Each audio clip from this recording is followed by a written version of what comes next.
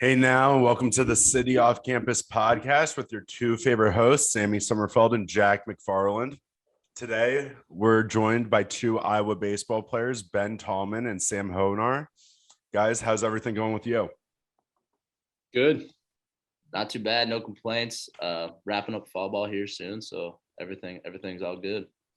So you guys are both Juco guys who are on your first year with Iowa. So what has your fall ball experience been like from going into the summer of workouts and stuff to, getting some games in? It's very different in the fall, especially like in a normal junior college year. I mean, neither of us really experienced a normal junior college year, but I mean, the fall is so much more intense in a junior college, just from a matter of like, that's when everyone gets recruited. So like typically a junior college will play like 40, 50 game schedule in the fall. And so it's a lot different here. What's a day in your life like right now with fall ball? Like, can you kind of take us through like what workouts are like, what practices like, what games are like? What's that kind of like for you guys right now? Yeah. Usually every guy scheduled their classes around baseball. So you got classes in the morning. Practice doesn't actually technically start till 2, but a lot of guys go on at 1, get early hitting and things like that. And then it's practices, stretch, play catch, and then you kind of go into your individuals. So you'll break up by position. Outfielders go with outfielders, infielders with infielders, catchers do their own thing. And then once we wrap up individuals, that's about an hour usually. And then we hit. And then some days, usually right now it's Monday, Wednesday, and Saturday we have weights after practice. So it's not all week full bore yet. But and then we've obviously been throwing in some scrimmages, and we've had a couple fall games this year. So it's been nice. It's been a grind for sure. So Ben, kind of start with you. Like, what was your like journey like going JUCO and then coming to Iowa? Like, how did Iowa kind of get to know you, and like how did you guys kind of get that relationship started? Yeah, absolutely. So I went to Nyack, which is in Mason City, Iowa. So being in Iowa, I think helped me a little bit. But yeah, no, definitely going from JUCO. JUCO's kind of got that gritty connotation with it, which is definitely true. So I think I learned and got a lot of good things instilled in me at junior college that I brought with me here. But my recruitment with Iowa was actually pretty late. I didn't really officially commit till this summer. So recruiting, like Hodge said, was a little bit weird this year with not being able to do much fall activity. That's kind of when the JUCO guys get seen. Obviously, D1 schools couldn't even really talk to you. That you couldn't travel to D1 schools with all the COVID stuff. So yeah, kind of came about late, but got a pretty good relationship with Coach Marty, and yeah, happy it worked out. So for our audience who doesn't know, you're from Montana. So how did you kind of go from Montana to JUCO in Iowa? What was kind of that recruitment process like? And like, were you kind of just going JUCO, developing, going D1, or what were kind of the paths you had coming out of high school? Yeah, so I actually have a very indirect route. Out of high school, I went to North Dakota State, played baseball there for a year. Wasn't really for me. Some things went on there, so I transferred out. Actually hung it up for a little bit. Didn't play baseball for a year, and went and just took classes at Montana State in Bozeman, Montana. Just kind of trying to figure out what I wanted to do, make my next move. Was always fascinated with the JUCO route. Being in Montana, obviously, it's kind of weird for recruitment. It's not really known for baseball or anything like that. So getting seen out there is a little bit harder, but I knew I definitely wanted to go JUCO, kind of like you said, get that development. Thought I could play at the D1 level. So kind of just had faith in myself and took that route. So I made a pretty good relationship with Montana State University Billings, which is a D2 in Billings, and got to know their head coach pretty well. So once I decided I want to go back play baseball, I just gave him a call, asking if he had any leads or anything like that to any junior colleges, and he actually spit two at me, and one was Nyack and one was Feather River in California. So ultimately chose Nyack. I heard nothing but good things about it. So deciding between the two JUCOs was a pretty easy route, and yeah, led me here. How did you like, what was that year off like for you when you decided to hang it up for a little bit and stop playing? Like, what was it like not playing baseball? And what was it kind of like when you realized you wanted to get back into it? What was that moment for you? Yeah, absolutely. It was definitely different. I had a lot more time on my hands. I've been playing baseball my entire life, so I'm used to having something to do all the time. And I think it actually really helped me kind of ignited a little fire in me. I kind of fell in love with the game. My passion grew for it. So it was really like early on second semester. I can remember just sitting in my room thinking I want to play baseball again. This isn't for me. It's not what I don't know. It's not what I've known. It's a lot different. So I knew I had an idea I always wanted to get back to it, but really just thinking on it, I absolutely knew. So the year off was nice. I think it helped me a little bit, kind of ease my mind, figure out what exactly I wanted to do, and it also helped me kind of just, like I said, fall in love with the game. So.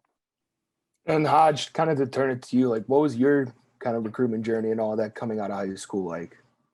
Yeah, so I was also kind of one of those guys with like a really weird path. So when I was a junior in high school, I was recruited by talking to a couple schools, but my first offer was Southern Illinois University. And looking at it back now, I was too young to make such a decision, but right away I committed there. And so I went there my freshman year. I went in with a completely different coaching staff than the ones who recruited me. So it was an interesting year, like a lot of learning experiences. But once COVID hit, I kind of knew like it wasn't the spot for me.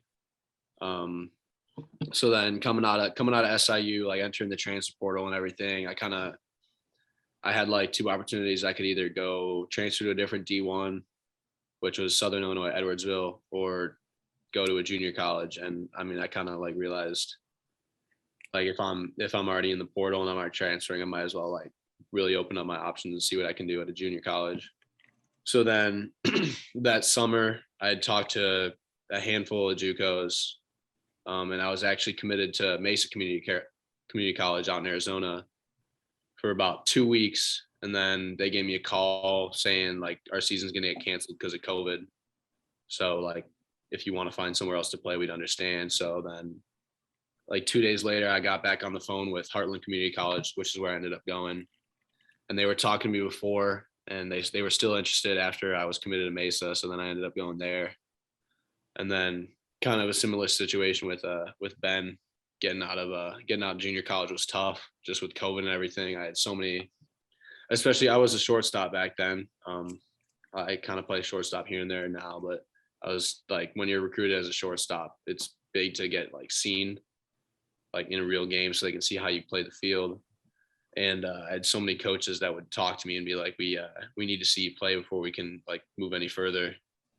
So it was a real dry spring at the beginning half for me, just in terms of no one saw me play and I didn't really have too much exposure at the time. And then it was like 3 weeks left in the season. I get a call from Coach Sutherland, Marty here, and it was a real quick turnaround for me. I kind of knew this is where I wanted to go. Like I got a call from him on Sunday, talked to him again Monday, drove out here for a visit with Tyler on Tuesday, and then by Thursday I was committed. So it was it was a little out of the blue. There were like some connections though. The old volunteer here, Jimmy Francos, was the head coach at Heartland for a short time. So I had that connection there. So it was just like once Iowa was on my radar, like it was a real quick decision for me after that. Can you kind of take us through, both of you, like your JUCO experience and kind of compare and contrast what playing for a JUCO team is like, going on the road, facilities, everything, compared to what you guys have kind of gotten to experience at Iowa so far?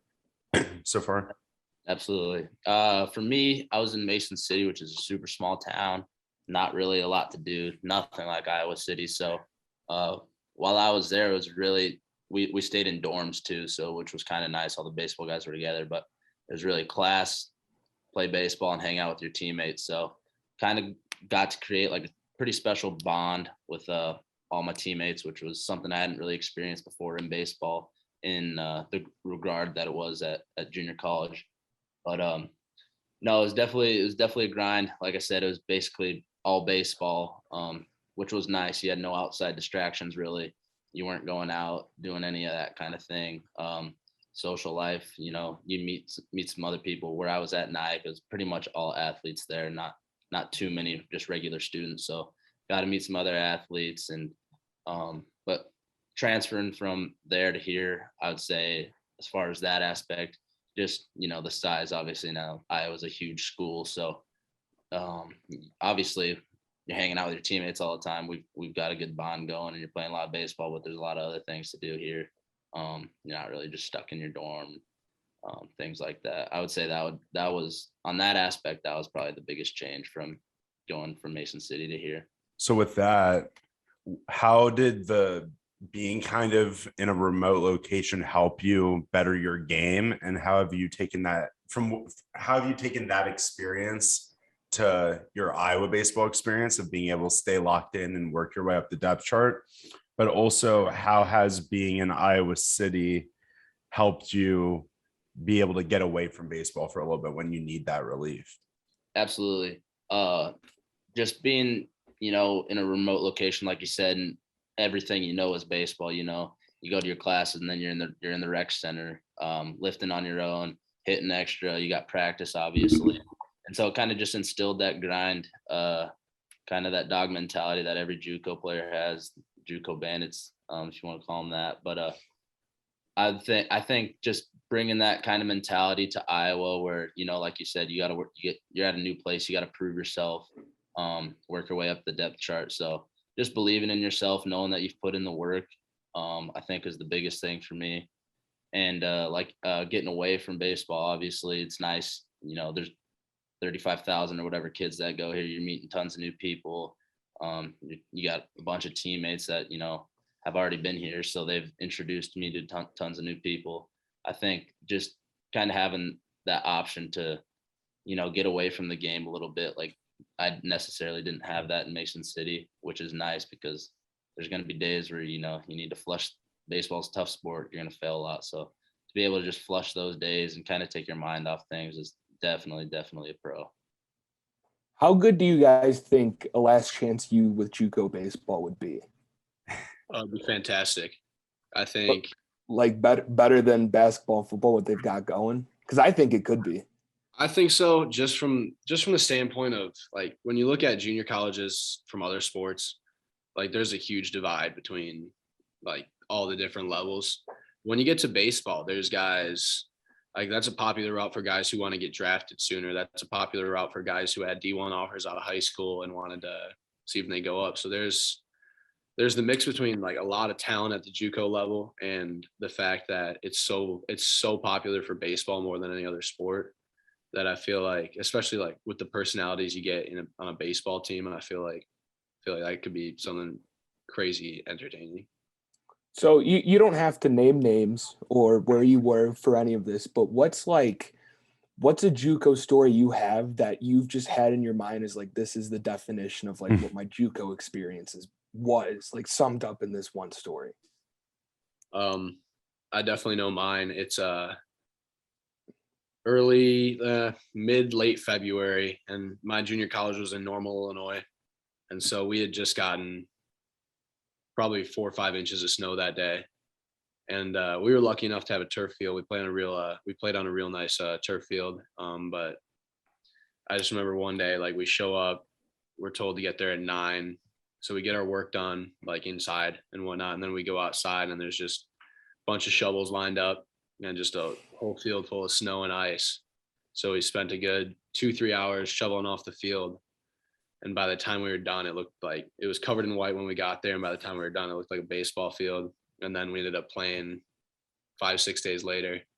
So that's like such a JUCO thing, where you're out there, everyone's wearing like shorts and a sweatshirt, just shoveling the whole entire field. Tallman, what about you? I would say, you know, once you said that's exactly what I thought. We didn't have a turf field, but I do remember similar time frame. Got a bunch of snow, got a text from coach at 7 a.m, said got to be out here by 8. And we pretty much spent that entire morning to, you know, early afternoon shoveling it off. Broke out a couple snowball fights, which was electric. So, but no, that's definitely when I think back to like, oh my God, I was at a JUCO. That's the story that pops in my head. So now that kind of like raises another question. You bring up snowball fights. Like I feel like with baseball players, those get a little aggressive now. Absolutely. Oh, You got guys grabbing, half ice, half snow and just humming it at you from 5 feet away. It got, a little questionable at times. Coach had to break it up a little bit, but no, that's real. So you guys live with current catcher right now, Ty Snap. We've had him on a couple of times. How did you guys kind of get introduced to him and how'd that, relationship start? Yeah, absolutely. For me, I got a text from Marty. I didn't really have any summer ball plans this past summer. Wasn't really assigned anywhere. Summer ball was kind of weird with COVID this year too. Their bunch of rosters were full and stuff early on. So had no summer ball leads and got a call from Marty. This had to have been early mid-June or July, excuse me. June. No, that's right, June. And he said, there's a local league out here that has a spot for you to come play summer ball if you're interested. And I said, absolutely. I was kind of just at my house in Billings working out, doing that kind of thing, but I wanted to get some games under my belt before coming here. And so I came out and I actually lived, the old roommate that was here, he transferred out, so they had an open room. So I kind of just moved in with Snep and DJ, and that's really how our relationship started. Yeah, for me, it was, I don't actually live with them, but Oh, I spent over the summer, especially, I spent all my time at this place, just hanging out, doing whatever. But yeah, I first, like, Snep and I are kind of from the same area. So we had known about each other. Like, he was that guy going to Iowa in high school. So I had known who he was. He kind of knew who I was through baseball. And so when I went on my visit here, it was like a Tuesday, like middle of the week, and the coaches couldn't show me around or anything because of COVID. So they actually, since Snap was hurt, they just had him drive me around campus and show me around, like just for the day. And then once I got here, I kind of had a similar summer ball situation where I played in the Northwoods for like a week, and then I was only on a temp contract. So then I kind of didn't really have anywhere else to play. So I also got sent down here, and then kind of right from there, I just spent like the whole summer with these two guys, just working out, kind of grinding and kind of just hanging out. Can you guys talk a little bit about summer ball and that experience? Like, what type of talent are you guys playing against? Are you mainly playing against like JUCO guys, D1 guys? Can you talk about also the benefits of playing summer ball and how that's grown your game from this past summer? Absolutely. This summer was by far a lot different than, your typical summer ball league. Normally you get sent somewhere where it's pretty much all college guys from, all different parts of the country. But me and him actually played on the same team, and we were in Norway, Iowa, a tiny little town, and this league has been around forever. So we had junior college guys, some high school kids would play with us. We had some like 40-year-old guys playing with us that had just been around forever. So this summer was definitely different than your typical summer ball when you think of summer ball for college guys. But no, it definitely has its benefits. Baseball is kind of a game where you got to, keep at it all the time. So you take a week off and you feel like you haven't swung the bat in months. So I think just getting the reps and, getting that experience through summer kind of leads up, to your return to campus. So I think it just does a good job of keeping you in game ready shape. At the same time, I think for some guys, it's a long season. So some guys, if they want to go play for, 2 weeks or whatever, and then take a little break, I think that can also be super beneficial. Like for Snep, he obviously got hurt, unfortunately, so he had no option. But I think like the wear and tear of just the season definitely nags at you. So summer ball can be super beneficial, but I also think in some cases it's good to take some time away from the game. So, talking about the grind of a season or anything like that, JUCO's a grind, and also having that pressure almost put on yourself to stand out to get that D1 opportunity, I'm sure is there. So from a competition standpoint and self-talk and self-motivation, how did you guys keep that drive going? And like, where did the confidence come from where you guys knew you'd kind of end up where you'd be playing D1 baseball? Because I'm from Florida and I've talked to you guys off air about this. Like, I have buddies who played JUCO. One of them went to the middle of nowhere, similar to you guys. And this past summer, he was calling me up. Hey, who do you know who you can connect me with? I'm trying to find an opportunity. And luckily, he got one at a small D1 in Florida. But it was a very stressful process because he was worried he'd never get the opportunity to play competitive baseball again. So what was kind of the process for you guys of taking the pressure off and just playing your game to get to this point of playing D1? Yeah, I mean, I feel like the biggest thing that like I learned in junior college was just how to not let any pressure remotely enter my brain.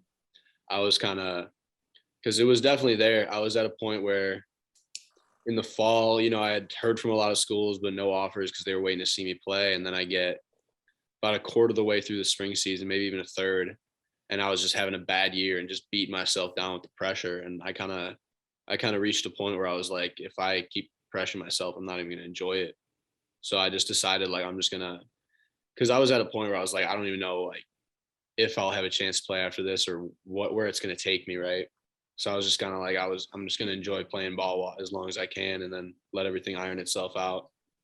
And so once like I hit that realization that you can't really like have that pressure on yourself, then that's where everything kind of started to come together, because you kind of just got to learn to enjoy the game you played since you were a kid, you know?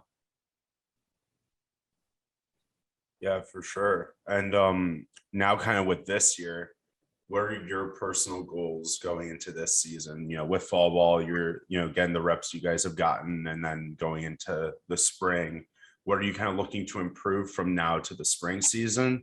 And where are you hoping to be at, you know, once spring ball kind of rolls around? Absolutely. Yeah. I think the fall is just kind of a good test where you get to see where you need to make improvements in your game.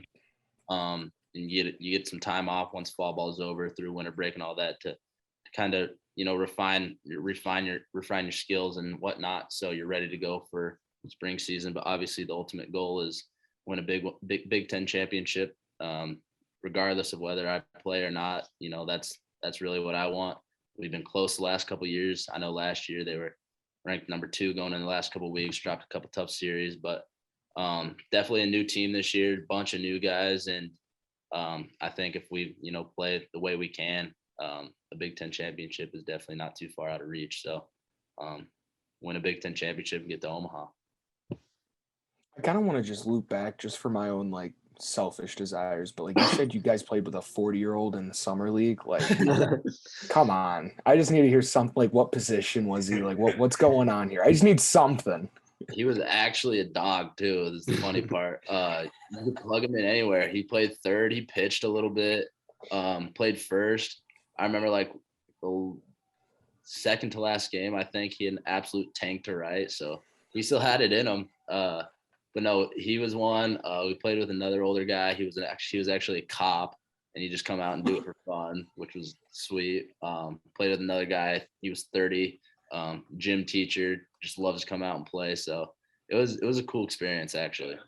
And they could hang. Like there was no like, or could you tell that there was still that like decade age gap? No, I mean some games, yeah, but Yeah. The gym teacher actually, he played at Elmhurst, was it? Yeah, a D3, and so he just kind of loved the game, continued playing, and he'd pitch for us pretty much every weekend, and he was good. He was elite. He shoved, yeah. So Hodge, you're a switch hitter, and one thing that I've always wondered is like, what the hell makes you want to switch hit? Like at a young age, you're like when do you make that decision? Because I feel like swinging from one side of the plate is already the hardest thing to do in sports, but trying to teach yourself to do it from both sides is insane. Yet people still do it. Like, what made you want to do that? Yeah, so I mean, when I started it, I was 9 years old. I just thought it was really cool. Like, it was when Nick Swisher was playing on the Sox, and I loved him. And he was a switch hitter. He was kind of like, he was the guy that made me like, I kind of want to be a switch hitter. So I kind of just like picked up batting lefty. But when you get into like, now that I'm getting older, I'm starting to see so many more benefits of it. Like I was talking about swing playing with some guys and how the ball's always coming towards you. You always see it coming at you. And the biggest thing for me is like, I've never seen a ball break away from me aside from like a good changeup. So like if I had to face a slider lefty on lefty where it's breaking away, I feel like I'd have no chance because I'm so used to seeing everything come at me. And I feel like it's just so much easier to see everything out in front of you. And you can it just feels like you can get behind the ball more. So that's kind of why I stick with it. Like I've gone back and forth a couple times about maybe going to one side, but I've never really wanted to like have to learn how to hit from the same side against a guy throwing an elite level fastball and stuff like that. But yeah, you definitely realize the benefits as you get older in the game. Oh, that's like interesting when you bring it up like that, because I think I bring it up, the Sox series just ended, but one guy from Houston, Lance McCullers, like he had that nasty slider that no righty could touch. And when you just said like you switch hitter, your swing's always going to have a ball breaking in.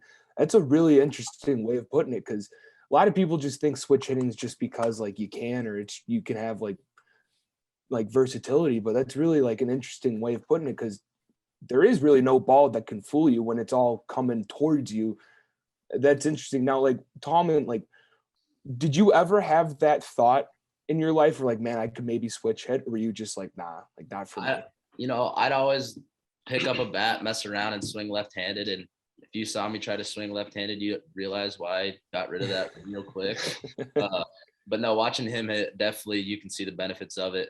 I struggle with, sliders breaking away from me, that kind of thing. So if I would have done it at a young age, I think I definitely would have stuck with it. But like you said, hitting from one side of the plate is hard enough. So that was kind of my mentality. I'm going to try to get the best I can from the right side.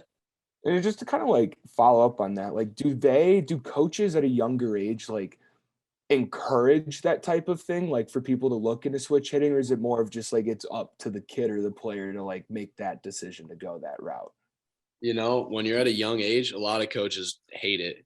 I remember I was actually talking with Andy Nelson, kid on the team, about it because he's from my area and he played for a travel ball team that I've always hated since I was younger.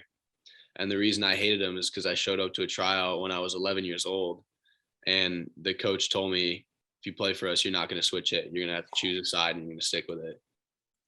So, I mean, there's definitely a lot of coaches who don't believe in it, but there's also a lot of coaches who realize like when it comes to when you get older, and especially when it comes to recruiting, coaches love a guy that can go both sides of the plate, because then you don't have to worry about lefty versus righty matchups when you want to put them in a lineup card or when you want to pinch hit them.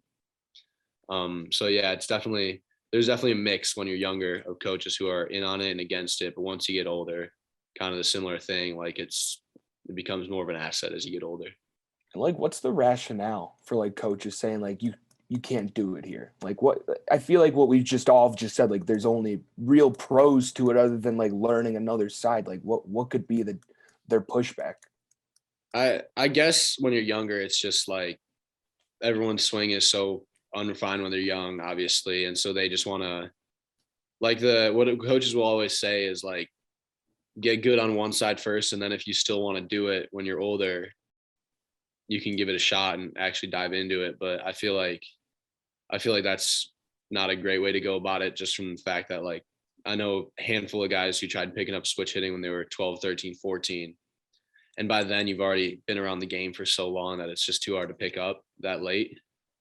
So I feel like it's definitely something that coaches see as more of like a thing you want to add in. But just from my own personal belief, I feel like if that's something you want to do when you're a young age and you're really committed to like doing it, like it'll hurt you in the like short term with like coaches and stuff. And I mean, there was one year where it was like my first full season trying to switch hit, and my dad, he told me, he's like, if you're going to switch hit, you have to bat lefty. I'm a natural righty. He's like, you have to bat lefty against every righty. And I'm not kidding. I was 1 for 64 that season. That was terrible. But I mean, that it was a good way when I was younger to expose like whether I was actually really interested in even playing baseball or if it was just something I kind of liked. So I feel like for me, the benefits have way outweighed the negatives of it. So 2 questions that I really want to ask you guys is one, have you guys picked your walk-up songs yet? Oh, good shit. And if so, what are they? Yeah. I actually went completely different route this year than I normally have. Last year at Nyack, I had some Kanye West. I walked up to a lot of different rap, Post Malone, Drake throughout my career. And when I got here, I changed it up and now I went country this year. So I got Bumpin' the Night by Florida Georgia Line. Oh, love that. Love that. How about you, Hodge?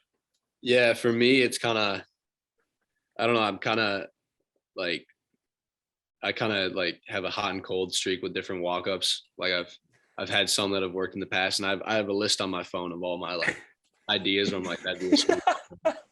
Give us 5. Give us 5 ideas. All right, so I mean, if you went to our fall games, you'd hear them. I went through 3 this fall just because I was trying to play around with them. I did "Who You Foolin" by Ghana. I did what else did I do? I did "Mr. Boombastic" by Shaggy, and then I think I did "Your Love" by The Outfield. And that's what I did all last year at Heartland. And as a Sox fan, you know that was Gordon Beckham's walk up. But I think this year I think I'm gonna do "They Just Don't Know." It's by a guy named Gift, Gyft. It's a real unknown song, but I think like the first 30 seconds of it is kind of sick. So that's what I'm going with this year, I think.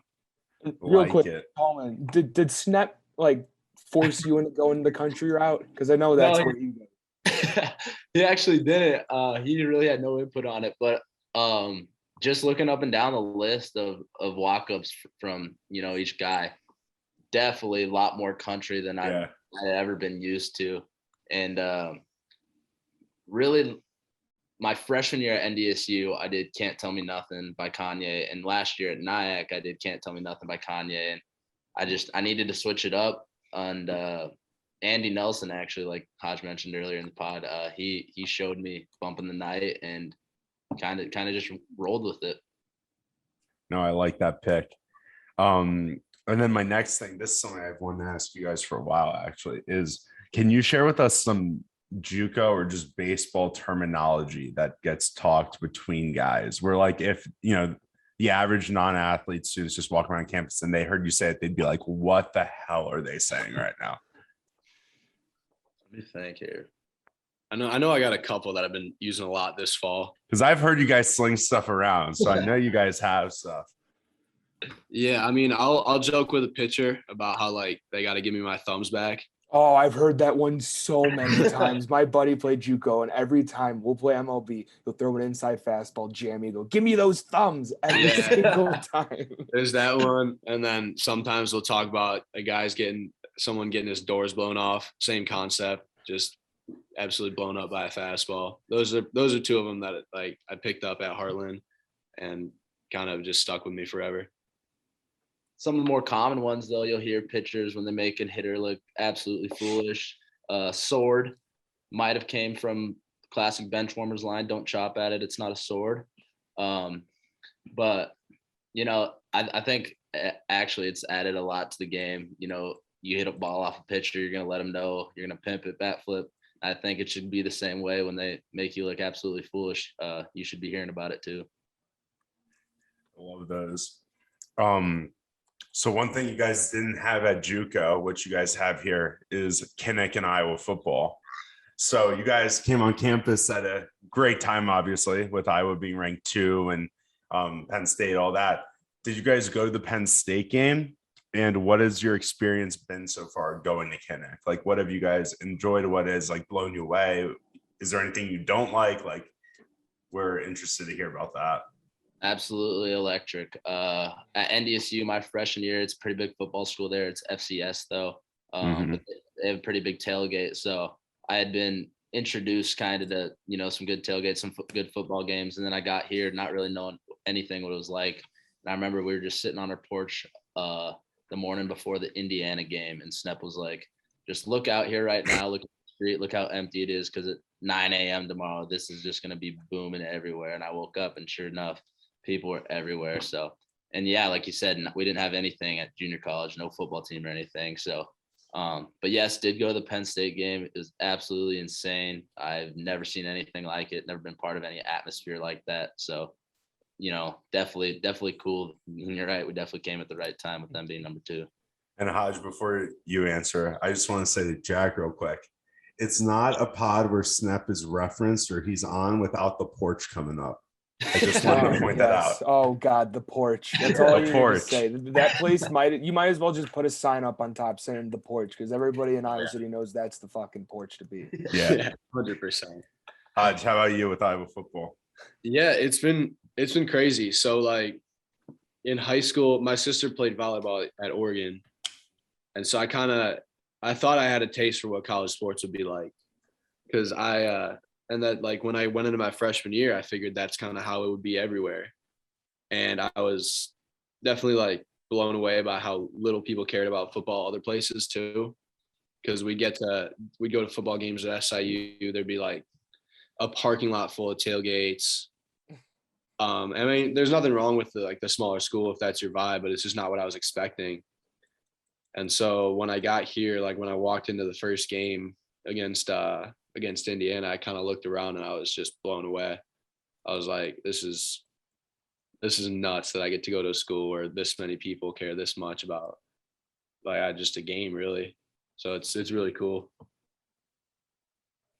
Yeah, that's awesome. And one thing I just wanted to plug real quick is you guys have your Black and Gold series in fall ball. Monday and Tuesday next week, the 18th and the 19th, if I'm not mistaken.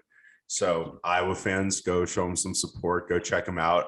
Me and Jack went last spring to an Iowa baseball game, and we both agreed it's one of the best games to be at on campus. Just like the vibe, seeing the Iowa water tower in the back, Kinnick in the back. Just a great place to watch a game. I'll be there for sure on Monday. So I'm excited to see you guys play. Do you guys know which teams you're on yet? Black, gold, whatever, which one, or you guys just still not know yet? Yeah, they did so the captains drafted along with the coaches.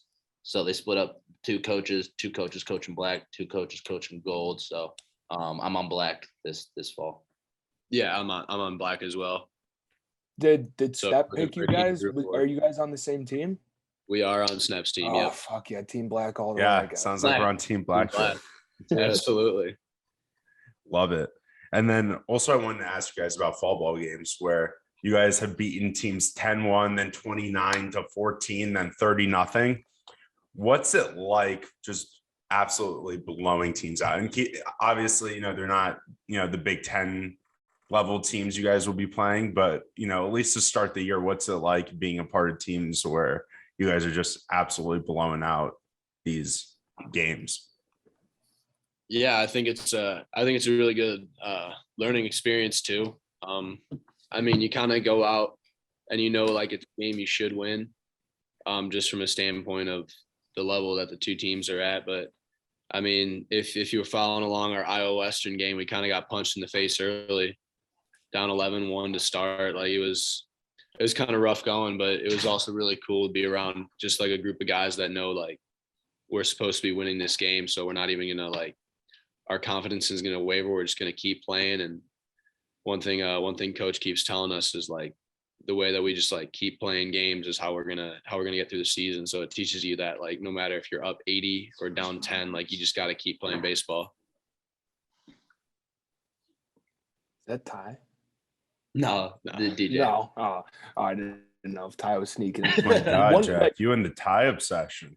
No, I didn't know if I was about to rip them apart. No, but kind of going back to this whole blowout 40, 50 runs scored in a game, kind of 2 questions on that. One, how long, what's the game time on those type of games? Because that's just got to be a lot of baseball. And then the second thing is when you see that many runs get put up, how many different pitchers pitch in those games? Because I feel like so many arms have to come in.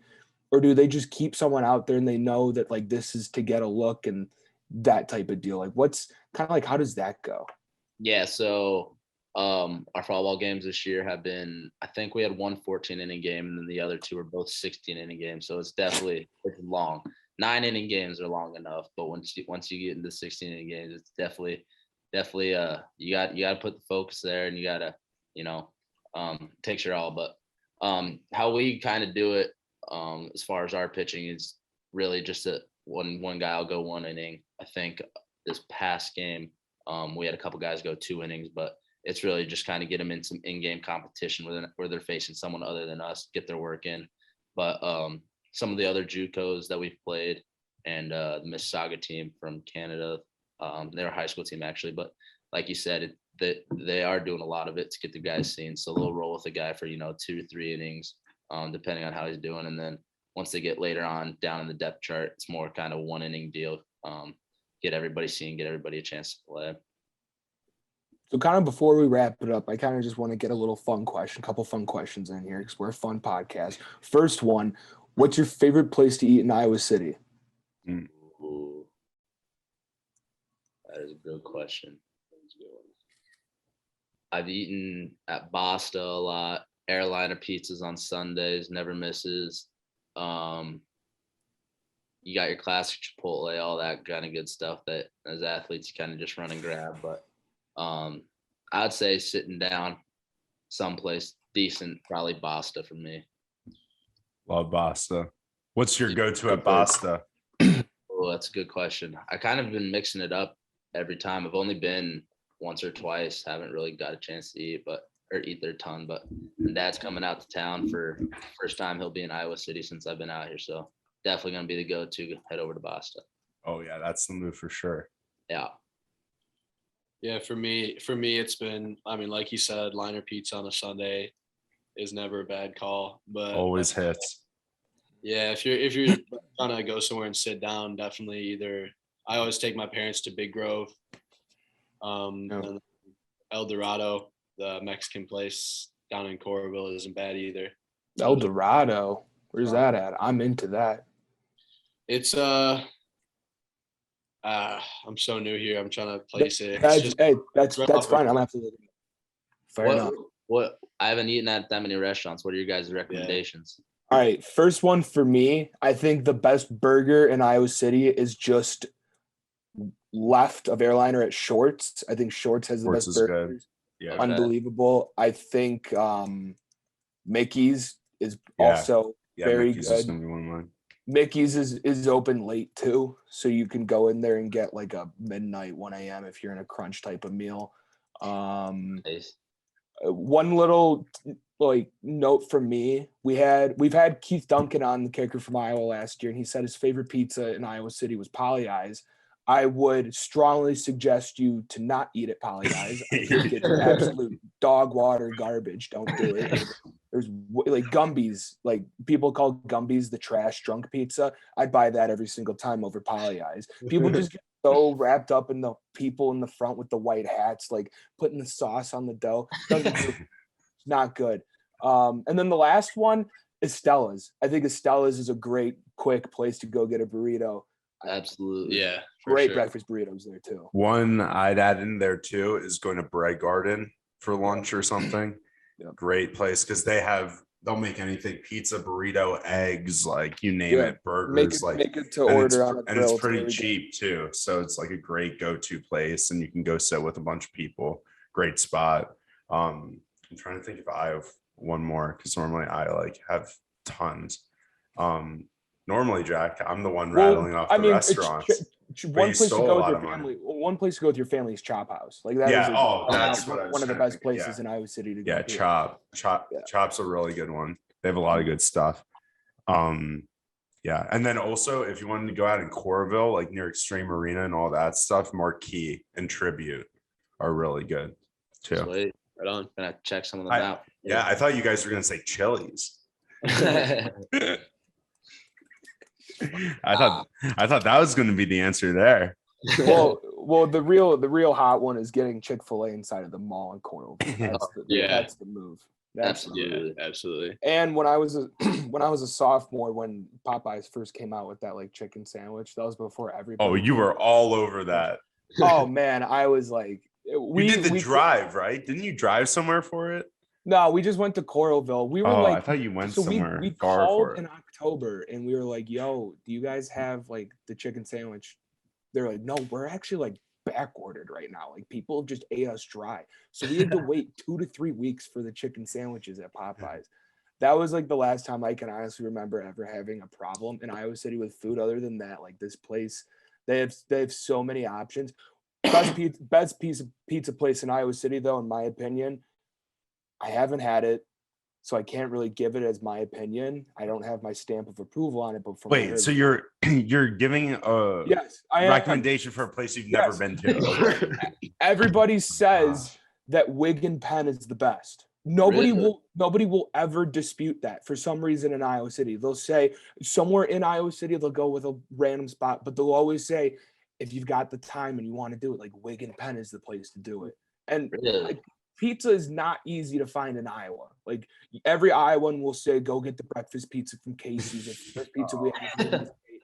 And look, it's fine. It's not the best in the state. Like Wig and Penn, from all accounts, is from what I've heard is the best. Wow. Right on. Kind of a hole in the wall there. Yeah. Exactly. Sam, you got anything else? I'm good. All right. This was a great pod. Yeah, boys, can't thank you enough for coming on. Be sure to check you guys out this coming week for that black and gold game. And guys, just go to Banks this year. It's going to be an absolute riot. It's a ton of fun to go to those games. It's easy to get in, easy parking. You don't have to worry about it.